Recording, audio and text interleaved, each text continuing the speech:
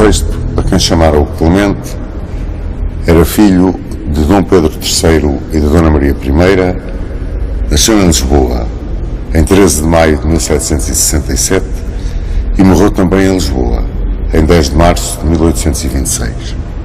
Foi regente em 1799 e rei em 1816. Chamaram-lhe Clemente porque nunca ninguém que a ele recorresse ficou sem perdão.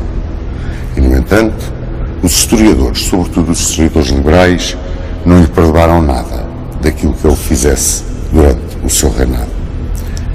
E, no entanto, foi um homem de bom senso. Um homem que soube salvar Portugal no momento em que Portugal tinha que ser salvo, ao retirar para o Brasil com a corte e com o governo.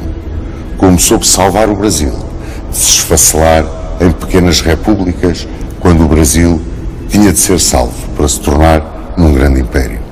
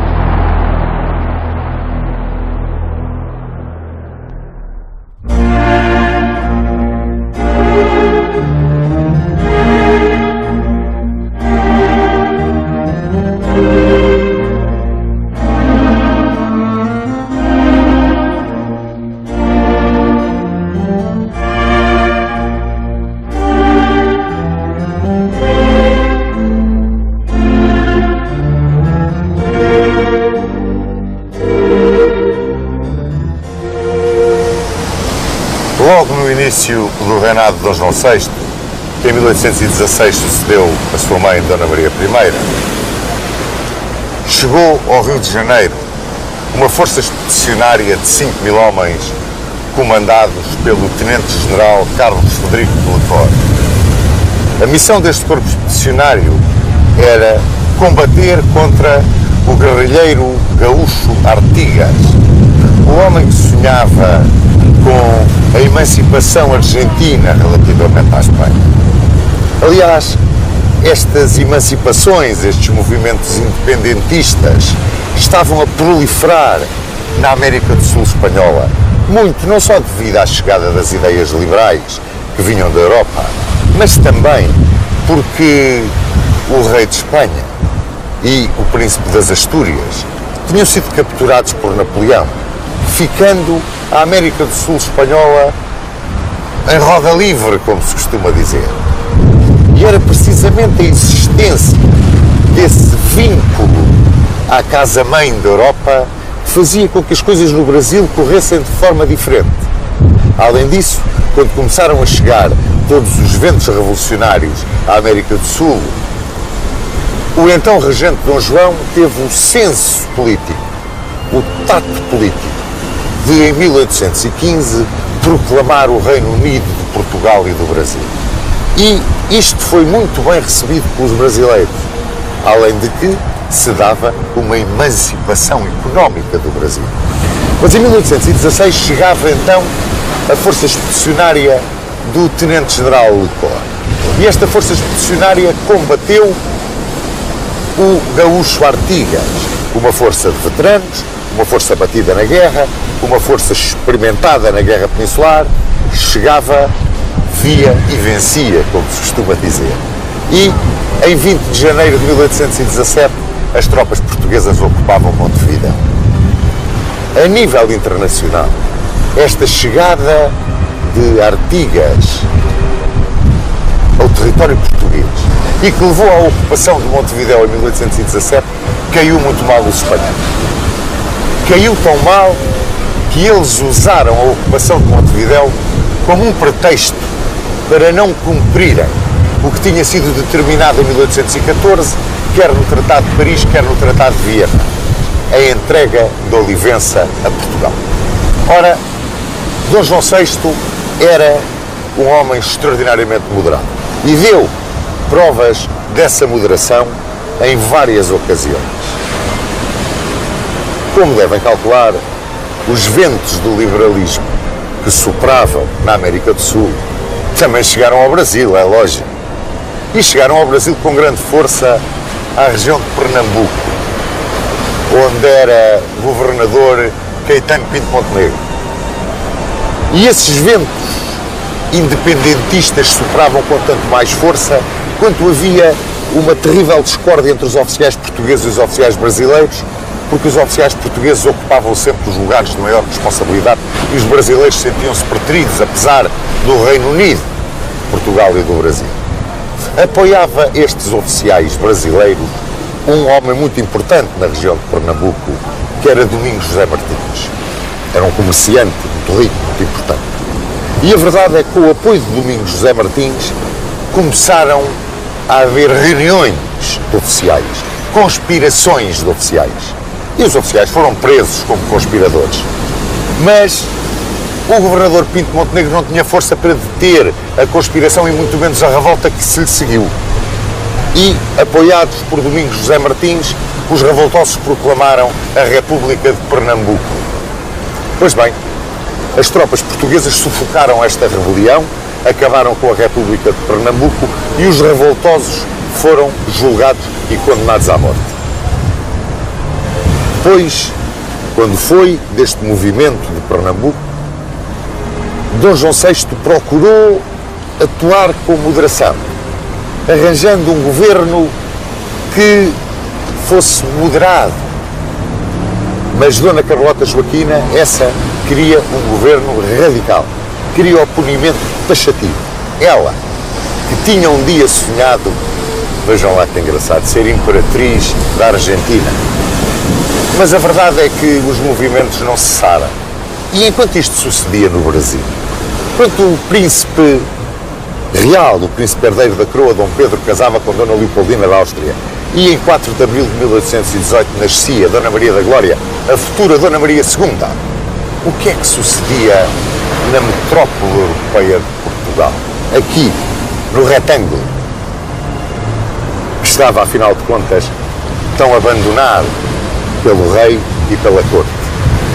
Dom João VI era aclamado por uma regência que faziam parte do Marquês de Olhão, Salter de Mendonça, Dom Miguel Pereira Fujás, mas que era uma regência que obedecia ao quero, posso e mando do Marshal William Carr Beresford, que era um verdadeiro residente, já disse, um verdadeiro residente inglês em Portugal. E é claro, a regência não gostava dele, logicamente. Beresford tinha uma atuação despótica. Ele tinha a força toda, porque comandava o exército e o exército era enquadrado a nível superior pelos oficiais ingleses. Ora, nesta altura, estamos em 1814, regressaram a Portugal muitos homens da Legião Portuguesa, que se tinha coberto de glória às ordens de Napoleão, mas tinha sido empurrada para o grande exército. As perseguições que ingleses e ultrarrealistas fizeram aos liberais e, sobretudo, aos homens que tinham estado na Legião, atingiu realmente situações de grande crueldade, de grande desumanidade, que levaram o Marquês de Lolé a ir ao Rio de Janeiro pedir o perdão real para aqueles homens que, afinal de contas, coitados, viram-se envolvidos naquilo. E esse perdão chegou. E quando chegou o perdão, chegou também o mais ilustre de todos os generais, que então ainda vivia e que se tinha batido na Legião Portuguesa, Gomes Freire de Andrade. Começaram a olhar os liberais para este general Gomes Freire de Andrade, que era uma figura misteriosa, mas ao mesmo tempo carismática. Ninguém sabia o que ele pensava, mas diziam que ele era um homem de coração ao pé da boca. Mas seria que ele dizia aquilo que realmente pensava? Havia uma coisa em que ele era taxativo. Não se podia suportar mais a arrogância e o predomínio dos militares ingleses em Portugal. Isso tinha que acabar. E ele, Gomes Freire de Andrade, poria a sua espada ao serviço dessa causa patriótica. E a verdade é que a regência sabia disto. Mas a regência também não nutria qualquer simpatia pela maçonaria. Gomes Freire era maçom, era até o grão-mestre da maçonaria. Cozinhava-se uma conspiração. Mas estaria Gomes Freire metido nessa conspiração? Bem, ele foi contactado por um grupo anti-britânico e ele que dizia que era um dever patriótico acabar com a influência dos ingleses. Aderiu a esse movimento. E a verdade é que um maçom da loja Virtude, um tal capitão Andrade Corvo, foi no dia 23 de maio de 1817 denunciar esta conspiração a Beresford. E Beresford informou a regência de que havia uma conspiração para o matar, para derrubar o rei, para pôr outro rei no trono com uma Constituição. Arranjou logo ali um romance de todo o tamanho. E a verdade é que no dia 25 de maio de 1817, Gomes Freire e mais 30 conspiradores foram presos. O julgamento foi iníquo, completamente influenciado pelos ingleses. À partida já se sabia o que aquilo ia dar. Foram condenados à morte e executados no Campo dos Mártires da Pátria em Lisboa, o Campo de Santana, tendo sido reservada a pena exemplar do enforcamento aqui, diante do Forte São João da Barra, do outro lado da Marginal, do general Gomes Freire de Andrade. O general Gomes Freire de Andrade pediu para ser fuzilado. Negaram-lhe isso. Enforcaram-no descalço com uma alva branca de capuz como um vulgar criminoso. O que fizeram às tropas portuguesas que estavam de guarda ao cadafalso foi infame, meia volta. Uma continência de escárnio ao seu antigo general. Foi verdadeiramente infame, foi degradante aquilo que fizeram com Gomes Freire de Andrade. E a verdade é que os portugueses, no fundo do seu patriotismo, fossem eles maçons ou não, liberais ou não, a verdade é que nunca mais esqueceram aquilo que Beresford e os ingleses mandaram, de certeza que foram eles, fazer a Gomes Freire de Andrade e aos mártires da pátria.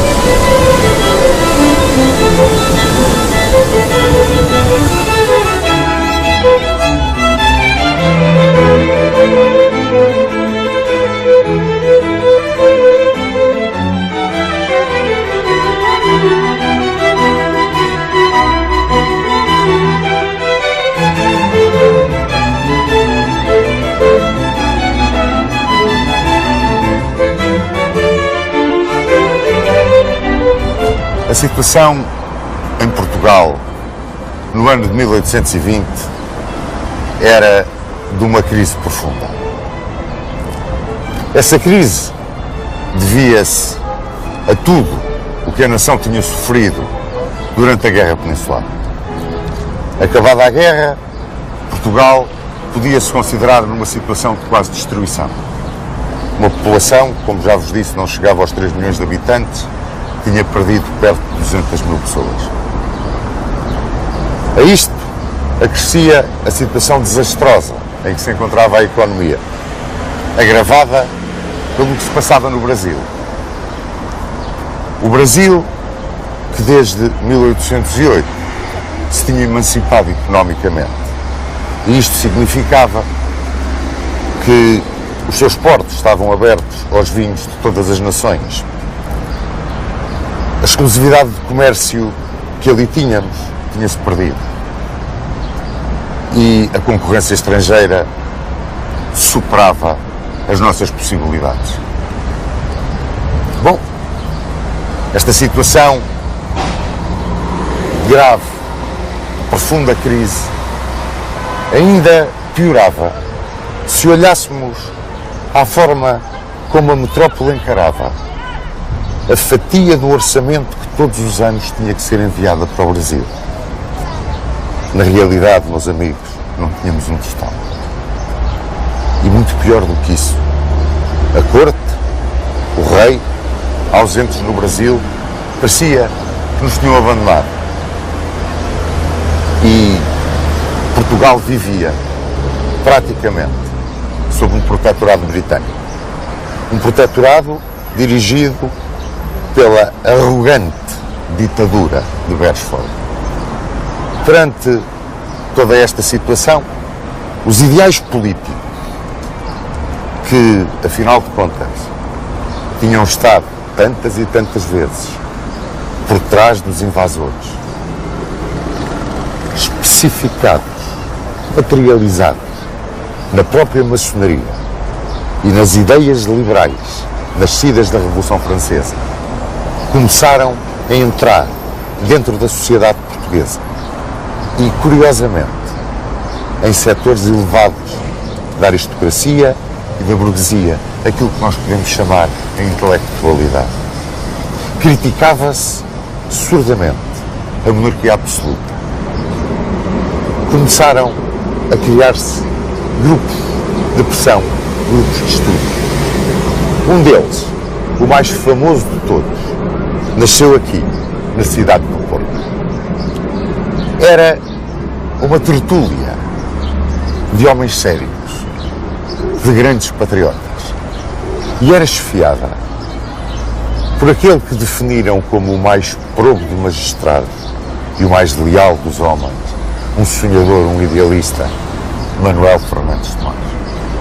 Chamava-se essa tertúlia o Sinédrio. E ali se discutia o estado lamentável a que tinha chegado o país, a opressão britânica, a ausência da família real, a situação brasileira, a crise económica, a crise social. E a Revolução saiu para a rua aqui no Porto, no dia 24 de agosto de 1820. Saiu para a rua nas pontas das baionetas dos soldados do regimento de artilharia. Foi saudada com uma salva de 21 tiros. E, curiosamente, o povo da capital do Norte aderiu em massa. Preparou-se a regência de Lisboa para fazer face à Revolução, para a combater. E foram daqui, do Porto, em marcha para Lisboa, pregar a Revolução, levá-la à capital. E em 15 de setembro de 1820, a guarnição militar da capital revoltou-se. A Revolução triunfava. Triunfava de uma forma pacífica. É claro que os homens da Revolução de 1820 prometiam uma Constituição liberal, que seria a panaceia de todos os males, a cura de todas as desgraças da pátria. Mas que, meus amigos, era uma Constituição que, mesmo começando em nome da Santíssima Trindade e tendo como principal paladino Frei Francisco de São Luís, era uma Constituição que assentava num ideal maçónico, porque a verdade tem que ser dita. E a verdade histórica, essa é capital. E era profundamente anticlerical. Como é que seria aceito pelo povo do Portugal profundo esta Constituição? Povo crédulo, ignorante, fanaticamente religioso. E no Brasil? Como é que a Revolução foi recebida no Brasil? Em delírio. Os brasileiros, porque era a forma que viam de se verem livres da corte, e do rei e dos portugueses que julgavam forasteiros. Os comerciantes portugueses, porque era a forma que viam de, novamente, terem vantagens na competição com o comércio estrangeiro que lhes estava a tirar o lugar. E nos liberais brasileiros, como qualquer coisa mais.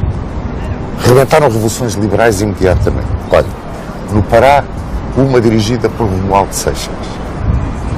Na Bahia, outra dirigida por Lino Lúcio. E no Rio de Janeiro, no dia 24 de fevereiro de 1821, revoltou-se a guarnição militar. O governo mandou Dom Pedro era muito querido pelo Brasil, era muito querido pelas pessoas. Foi mandado Dom Pedro ao coração da luta ver se era um interlocutor entre Dom João VI e os revoltosos. falou com o advogado Macamboa, era um homem famoso no Rio de Janeiro, e Macamboa disse-lhe que aquilo que o povo queria, aquilo que eles pretendiam, era só uma Constituição igual à portuguesa. Era o que eles pretendiam. Pretendiam a liberdade. Ora, Dom Pedro voltou ao passo. Rapidamente o governo demitiu-se e foi nomeado um governo com liberais. Dom João VI, para tranquilizar os vassalos, comprometeu-se a aceitar a Constituição que as Cortes em Lisboa votassem, fosse ela qual fosse. E as Cortes em Lisboa votaram o regresso do rei. Ora, Dom João VI preparou-se para a partida. Aquilo que existia no Brasil era um fervilhar do fundo do Brasil, no sentido da separação de Portugal. Ele sentiu bem.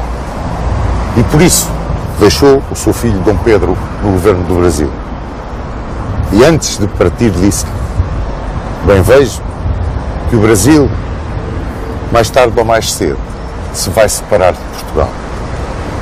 Se isso acontecer e não me puderes guardar a coroa para mim, guarda-a para ti e não a deixes cair na mão de aventureiro. Não era um convite à independência, era um aviso para que essa independência se fizesse no todo nacional, unida na coroa, e não no esfrangalhar do Brasil em miríadas de pequenas repúblicas. Depois, na metrópole, a Junta Provisional decidira proceder a eleições para um Parlamento. Mas, para isso, precisava da Constituição. E a eleição fez-se de um modo curioso. Os deputados seriam eleitos por sufrágio indireto e em 3 graus. Nas paróquias seriam eleitos os eleitores paroquiais. E os eleitores paroquiais elegiam os eleitores das comarcas. E os eleitores das comarcas elegiam os deputados. Que iriam, portanto, discutir e produzir a Constituição. Os deputados que saíram eleitos eram todos do campo liberal e, na sua maioria, eram das alas mais radicais do liberalismo. E assim saiu uma Constituição que criava em Portugal um regime liberal puro e duro. Os homens que fizeram a Constituição eram, na sua grande maioria, diplomados em Direito. Eram conceptuais, acima de realistas, extraordinariamente formais no seu processo e acreditavam que as leis podem formatar um país quando é precisamente ao contrário. E a forma como receberam o rei quando chegou do Brasil, o choque que tiveram com a Igreja, porque mesmo durante os debates do anticlericalismo era de tal maneira claro que eles entraram em choque com o Cardeal Patriarca de Lisboa ao ponto de o expulsarem do país. A maneira como esse vínculo maçónico, porque o era, estava agarrado à Constituição, ia produzir com certeza terríveis efeitos em Portugal. Ideologicamente, a Constituição assentava na soberania nacional. Todo o poder assenta na nação e não no rei. E, como é a nação que manda e é a nação que vota os seus deputados ao Parlamento Unicamerário, só eles podem fazer leis, mais ninguém. O rei não pode legislar. E o rei só tem o poder que a nação, através da Constituição, lhe dá. Dizia um professor de História que eu tive na Academia Militar que o rei, na Constituição vintista, só tinha um poder, era não ter poder nenhum. Não, ele tinha, era o chefe do poder executivo. Ele não estava sequer autorizado a dissolver o Parlamento, a interferir com o funcionamento do Parlamento ou a alterar o funcionamento do Parlamento. Não podia fazer nada disto. A única coisa que ele fazia era receber os projetos de lei, sancioná-los e aprová-los ou não. Mas se não aprovasse o projeto de lei e o projeto de lei subia novamente à Câmara, e se tivesse uma maioria de 2/3, o rei era obrigado a sancioná-lo sem qualquer dúvida. Todas as decisões do rei tinham de ser sancionadas, assinadas, só eram válidas assinadas pelo Ministério. Mas nem o rei nem o Ministério tinham qualquer palavra legislativa. Será que o povo português, na sua ingenuidade, na sua incultura, maioritariamente analfabeto, psicologicamente dominado pela Igreja, que via no rei o pai, podia, em 1822, aceitar uma coisa destas? Eu deixo a pergunta no ar.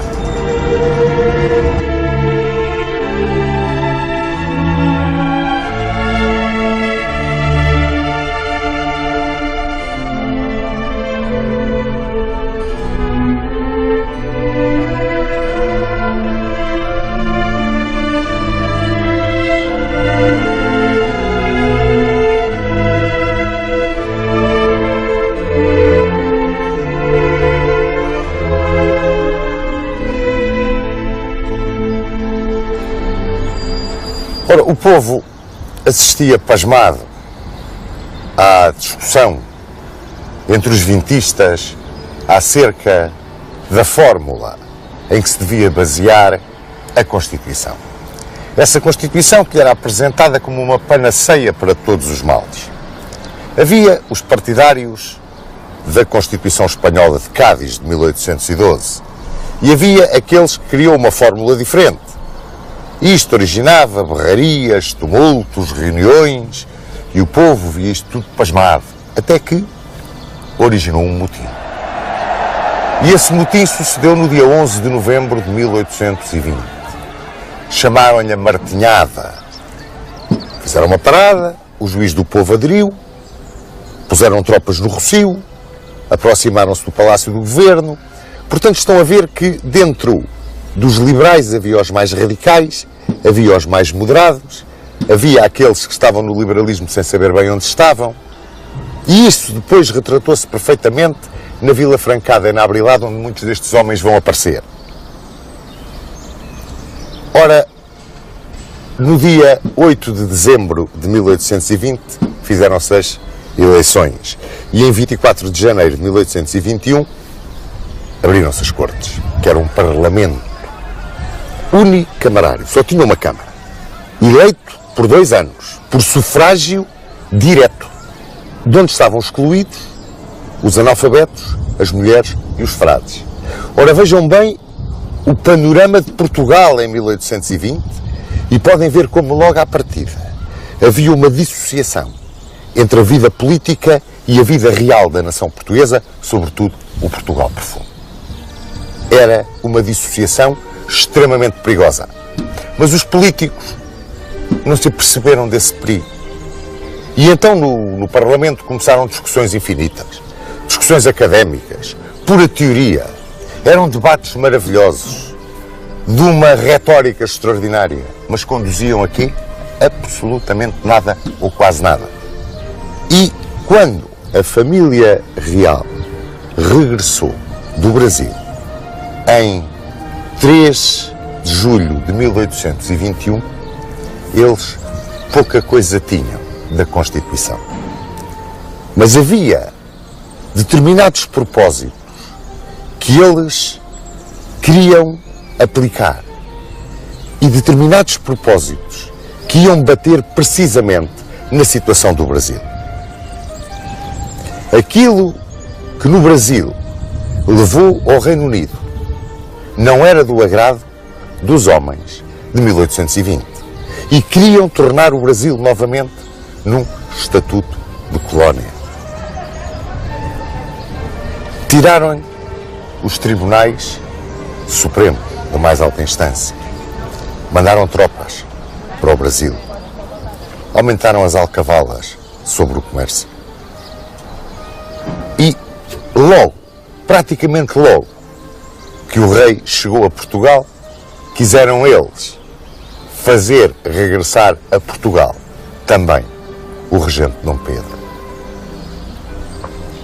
Ora, 2 situações se vão criar agora. Uma no Brasil, onde estas medidas vão incrementar o espírito independentista. E em Portugal, a forma como foi recebido Dom João VI pelos vintistas. Mandaram 11 deputados saudá-lo à chegada, mas impediram o desembarque de muitas pessoas da máxima confiança de Dom João VI, entre elas o Conde de Palmela. Dom João VI recebeu-os retraído. Não queria aceitar muito bem, mas era um homem de muito bom senso. Bom senso que não tinha Dona Carlota Joaquina, que era tremendamente frontal, e que os hostilizou logo de entrada, olhou os olhos nos olhos. Não podia com eles, era profundamente antiliberal. E o que é que sucedia no Brasil? Pois no Brasil, os movimentos independentistas começavam-se a desenhar perfeitamente, mas com um perigo tremendo. É que, inicialmente, à imagem do que estava a suceder na restante América do Sul espanhola, também no Brasil começavam a aparecer tendências republicanas, a formação de pequenas repúblicas. Mas a verdade é que as cortes cometeram um erro ao mandarem regressar Dom Pedro a Portugal. Dom Pedro não veio. E não veio porque lhe fizeram uma enorme manifestação no Rio de Janeiro, pedindo-lhe para ficar. E reuniu-se com os representantes do Senado e disse-lhes: se é para o bem de todos, se é para o bem da nação e por uma causa justa, então podem dizer ao povo: eu fico. Era o dia do fico, 9 de janeiro de 1822. E pode-se dizer que este dia constituía a pedra angular da independência do Brasil. Entretanto, em Portugal, pois, as cortes continuavam a discutir. Discutiam nas necessidades, no Palácio das Necessidades. O rei vivia na Bem-Posta. E, em redor da Bem-Posta, começaram a aparecer os primeiros grupos de populares a protestarem. E os tumultos iam crescendo. E as cortes não ligavam nada a isso. E continuavam nas suas discussões académicas de pura retórica. Dali não saía nada. Dona Carlota Joaquina continuava a conspirar. E via no seu filho Dom Miguel um futuro líder do antiliberalismo. Porque Dom Miguel, que nem tinha tido uma educação muito cuidada, era um líder carismático. Dona Carlota Joaquina pressentiu-o. E os liberais também. E começaram a dizer que Dom Miguel era um perigo, porque poderia ser um dia um pau mandado na mão da mãe contra a Revolução. Ora, enganavam-se, porque se havia qualquer coisa que Dom Miguel não era, nem nunca seria, era um pau mandado na mão da mãe. Aparecia no Brasil um grande vulto, José Bonifácio de Andrade Silva. Era, por assim dizer, o paladino da independência do Brasil. Este homem que era diplomado por Coimbra, era grão-mestre da maçonaria, ganhava um lugar no coração dos brasileiros e ganhava um lugar na liderança de um possível processo revolucionário. Mas Dom Pedro, sobretudo quando foi da Revolução de Minas, ganhou completamente a liderança desse processo. Apareceu diante do povo, armado apenas do seu stick de montar a cavalo, dirigiu-lhes 4 palavras, como nós costumamos dizer, meteu-os num bolso. Estava encontrado o cimento, o verdadeiro cimento que ia impedir o partir do Brasil numa miríade de repúblicas e que iria levar o Brasil no caminho da independência, unido como um potentado colossal na América do Sul. Estávamos no verão de 1822 e as cortes mandavam ordem taxativa a Dom Pedro para regressar a Portugal. Mas mais, ordem taxativa para se processarem os líderes, os cabecilhas daqueles movimentos revolucionários no Brasil. Quase uma partilha do Brasil em 14 colónias. Era o desafio final. no dia 7 de setembro de 1822. Esta mensagem foi levada pelo Major Ramos Carneiro às margens do Ipiranga, onde Dom Pedro estava em exercícios com uma grande força de cavalaria. E, quando leu a mensagem, o regente tirou o chapéu armado, arrancou o top encarnado e azul escuro, que eram as cores de Portugal antes do azul e branco, desembanhou a espada e gritou: independência ou morte. O Brasil separava-se de Portugal. Separava-se de Portugal pela mão de muitos portugueses. Separava-se de Portugal unido. E separava-se de Portugal numas condições que, muito embora durante algum tempo tivessem originado atritos, ligeiros confrontos, em 1825, como vamos ver, normalizaram-se completamente com o reconhecimento por Portugal da independência do colosso brasileiro. Virava-se mais uma página na nossa história. Já se tinha fechado o ciclo do Oriente, fechava-se agora o ciclo do Brasil.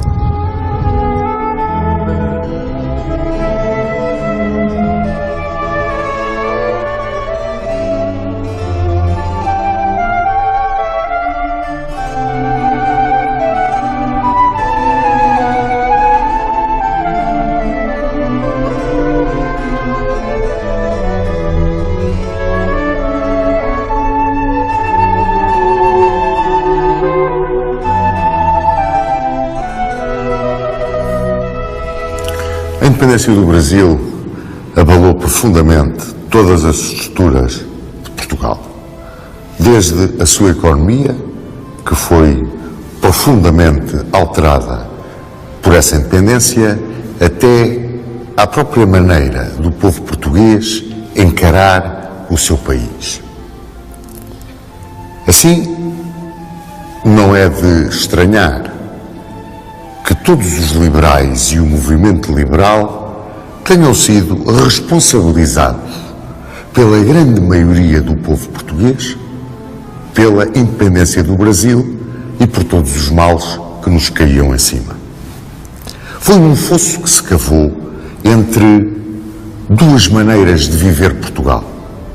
O Portugal histórico, tradicionalista, o Portugal profundo, amante do trono e do altar, e o Portugal liberal, o Portugal virado para as ideias novas, o Portugal que queria progredir.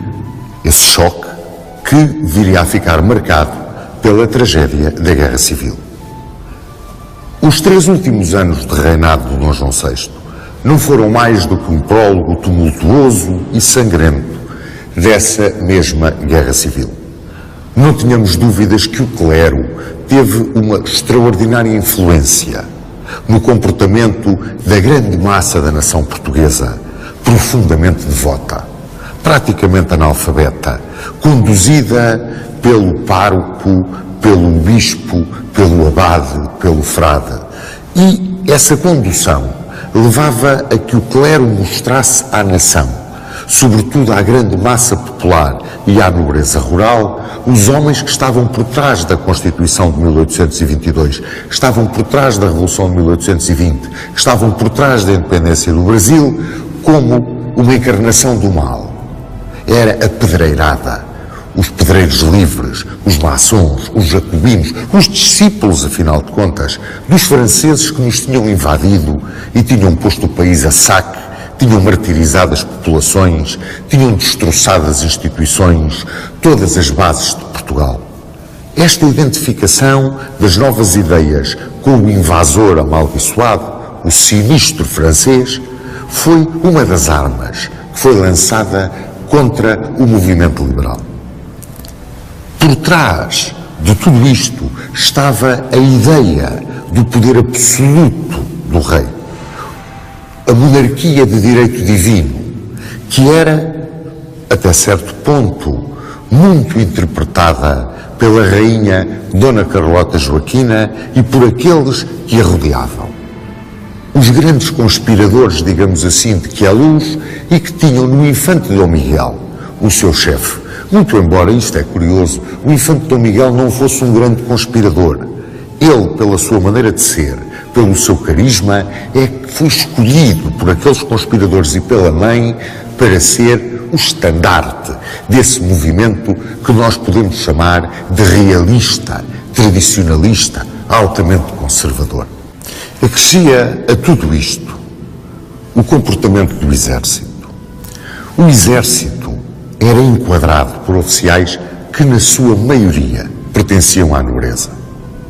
Ora, esses oficiais pertenciam a uma classe social que apoiava a monarquia do direito divino. Tudo aquilo que surgiu à volta da Revolução de 1820, onde grande parte deles entrou, era contra a natura, para a sua maneira de ver o país. Eles mais sentiam-se enganados, porque isto é uma verdade. Eles sentiam-se enganados. Também houve aqueles que se mantiveram fiéis, sem dúvida nenhuma, ao ideal liberal que os tinha levado a sair em 1820 ou a aderirem à Revolução. Portanto, como veem, este abismo que se cavou, o choque entre as duas forças, começou-se a tornar absolutamente inevitável. Os absolutistas portugueses revoltaram-se. E revoltaram-se em Trás-os-Montes, dirigidos pelo Conde de Amarante. Aderiram vários oficiais que tinham feito, como vos disse, a Revolução de 1820. Entre eles, o Brigadeiro Teles Jordão e o General Gaspar Teixeira, que foi um dos homens que liderou, se não ele, o líder mesmo, da Martinhada. Travaram-se os dois primeiros combates, que se podem dizer os primórdios da Guerra Civil. O combate de Santa Bárbara e o combate de Amarante. E como resultado destes combates, os revoltosos absolutistas foram obrigados a internar-se em Espanha, onde aliás foram muito bem recebidos.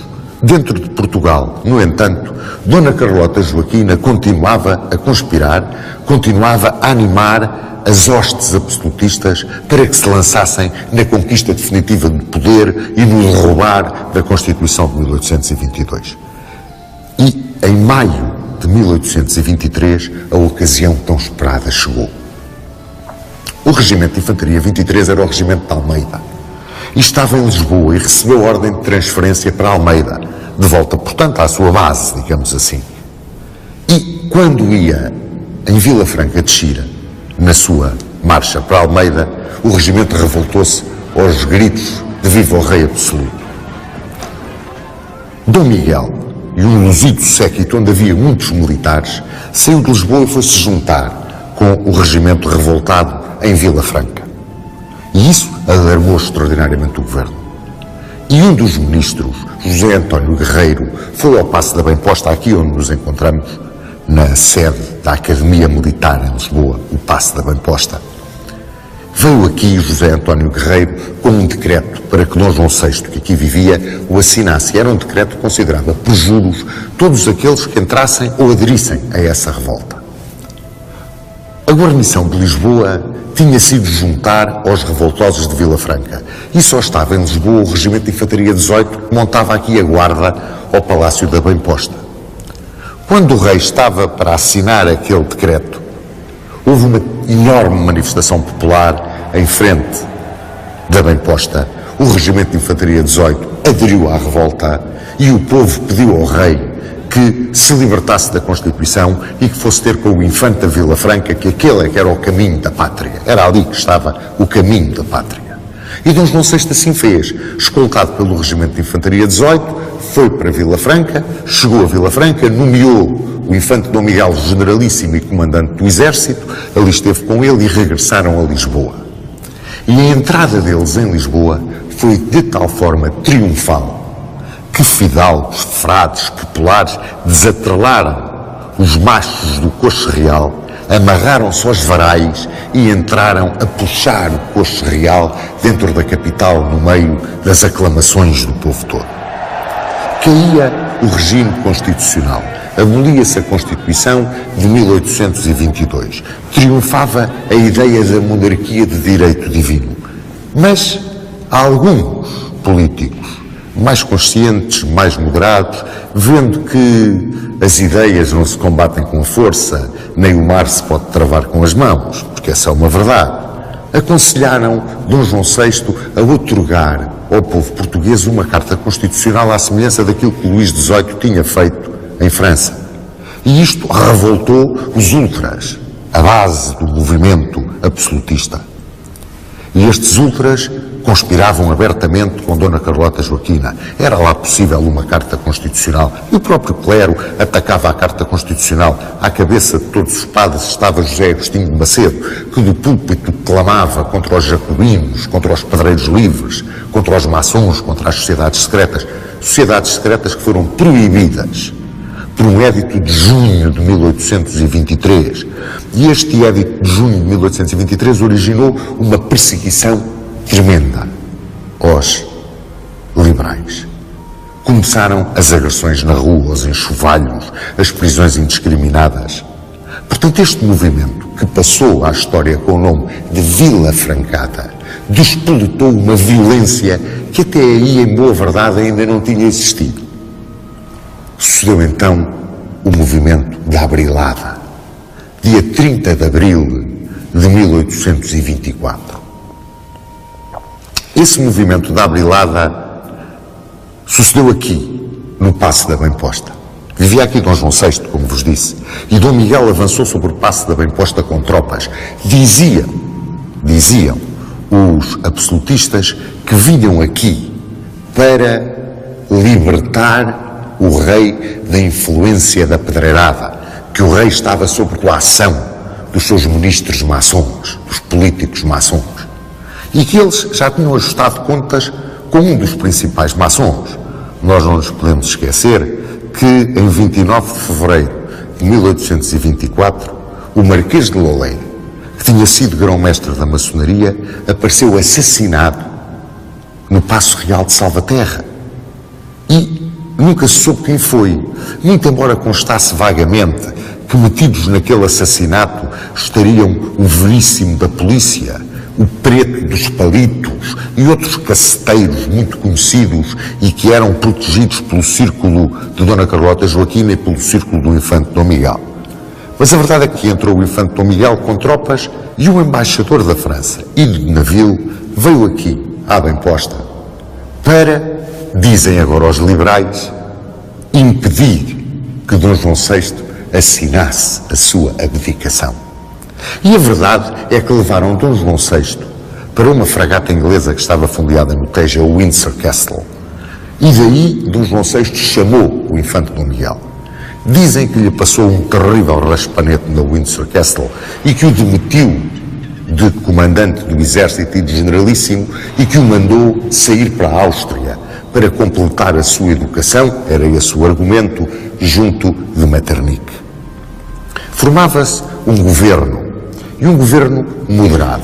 Tinha Palmela, tinha Subserra, era um governo que, bom, parecia que não agradava nem a uns nem a outros, porque a verdade é que absolutistas e liberais estavam completamente irreconciliáveis.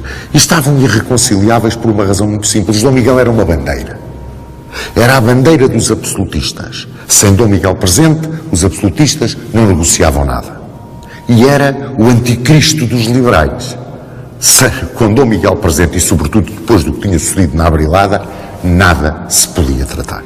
Portanto, os ódios extremavam-se, desenhava-se no horizonte o acastelar das nuvens negras daquilo que depois foi a Guerra Civil. Ao mesmo tempo, no Brasil, criava-se uma situação de instabilidade política.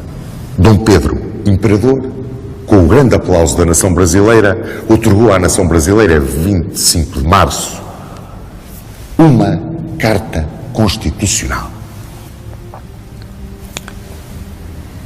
E tudo se preparou para, com a intervenção da Inglaterra e da Áustria, Portugal reconhecer a independência do Brasil. E fê-lo no dia 29 de agosto de 1825, com grandes vantagens para Portugal. Mas é claro, foi outra ferida que se abriu no coração dos portugueses. Reconhecerem a independência do Brasil, meu Deus. No princípio de março de 1826, houve a procissão do Senhor dos Passos em Belém. E Dom João VI sentiu-se muito mal depois da procissão. Recolheu aqui ao Paço da Bem-Posta, sentiu-se morrer nomeou uma regência da qual afastou Dona Carlota Joaquina, presidindo a regência a infanta Dona Isabel Maria. E considerou como sucessor da coroa o infante Dom Pedro, imperador do Brasil. No dia 10 de março de 1826, neste paço da Bem Posta, morria Dom João VI. Deixava uma herança tremenda. Foi um rei que podemos dizer extraordinariamente prudente, sensato, um homem com uma boa capacidade de estadista. Quis se adaptar à moda e ao tempo. A ele deve o Brasil a sua unidade na independência. A ele deve Portugal muito da sua vitória na Guerra Peninsular, mas também a essa maneira de querer manter um equilíbrio, mesmo instável, entre fações. Essa sua forma, talvez errada, de querer agradar a gregos e a troianos, que foi a pauta por que se regeu nos últimos tempos do seu governo, conduziram os portugueses a uma situação dramática de guerra civil. E isso, vale a verdade, também lhe pode ser sacado.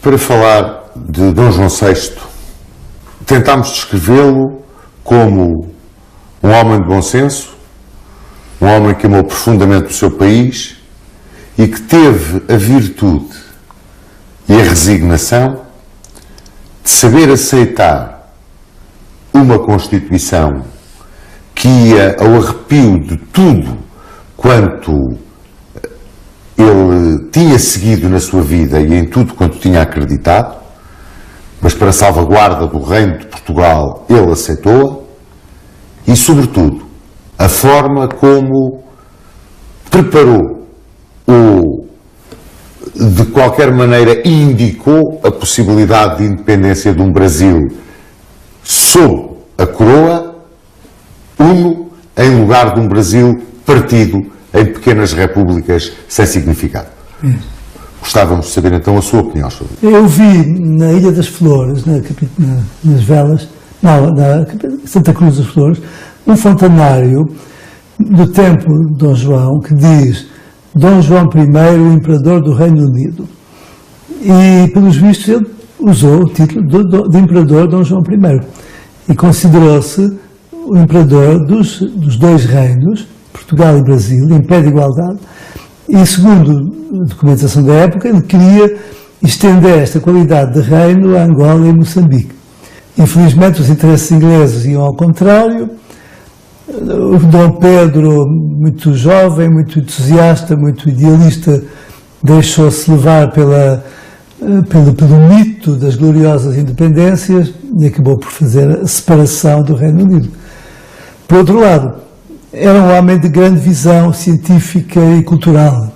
Ele fez coisas que ainda hoje são extraordinárias. Ele criou o Jardim Botânico do Rio de Janeiro, mas, sobretudo, mandou replantar a floresta nos morros todos do Rio de Janeiro, que estavam completamente escavacados para a plantação do café, e, percebendo o risco ecológico que havia nessa desagregação dos morros, replantou a floresta indígena tradicional que estava lá antes, que ainda hoje lá se vê.